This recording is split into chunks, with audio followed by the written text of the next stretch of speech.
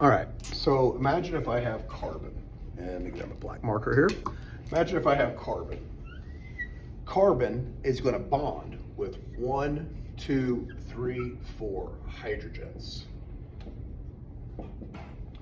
Now, this is not a huge idea here. I mean, we're not going to go into crazy details here, but the idea is that carbon has a 1s2,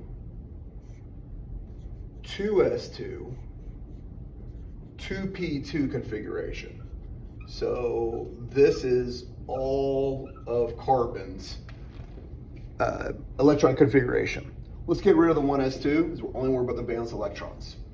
And so what we now have to look at is we go, oh, with this type of configuration here, if I get a hydrogen that comes in here, a hydrogen that comes in here, a hydrogen that comes in here, and a hydrogen that comes in here, these hydrogens want to share their 1 electron to it. And so you start looking at this and you go, okay, well, how does that work?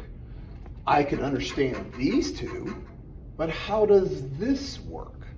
Well, the idea is, remember, when 4 things come around the central atom, we want them to be bonded around the central atom, evenly, spaced out evenly, everybody's evenly sharing all their electrons.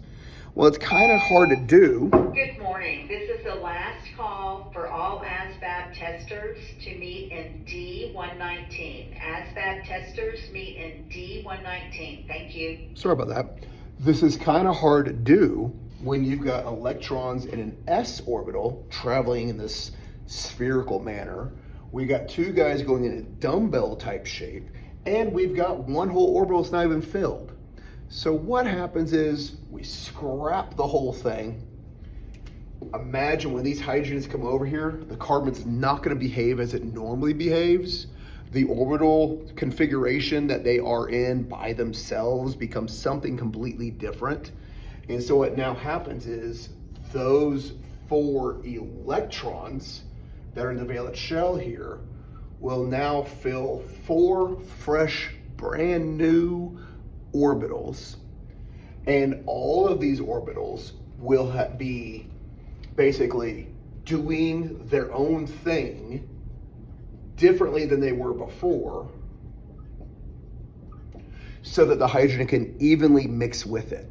The way we describe it is we say that this s orbital, this p, and this p have now come together and they formed a hybrid model, a hybrid.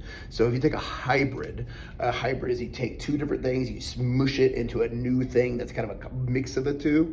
And so what we would say is this guy went through sp3 hybridization. sp3 hybridization. That's the general gist of it, is that these spaces that are available, they will then hybridize in order to accommodate the sharing of 4 electrons here. And to also allow for even electron configuration or electron molecular geometry around this. Now, before you get all upset, get worried, we're just AP Chem reviewing. We've taught this already in class in detail. Easy way to remember it, count the number of effective pairs. Number of things around the central atom. 1, 2, 3, 4. 4 things, SPPP, sp3 hybridization. So if you look at any of your shapes, and once again, this is junk chemistry right now. I've taught this in extreme detail. I don't want anybody to think, all I want you to do is memorize. Absolutely not. We went through in detail in class. But in terms of this one little aspect here, just so you're able to use your brain power somewhere else. 2 effective pairs, 1, 2 effective pairs, 2 things around the central atom, sp hybridization. 3 effective pairs, even if it's a lone pair, we want everything evenly spaced around here. 1, 2, 3, spp, sp2 hybridization. Wow, really difficult. Now, that's because we're just junk sciencing this just to get through this little material, because y'all got a lot to get ready for. 1, 2, 3, 4 effective pairs, SPPP, sp3 hybridization. I don't really like doing that. You know me. I like to explain everything, go into big details and make sure you get it. But in terms of hybridization, just count the effective pairs and go SPP. SP2 must be either a trigonal planar or a 3 effective paired bent.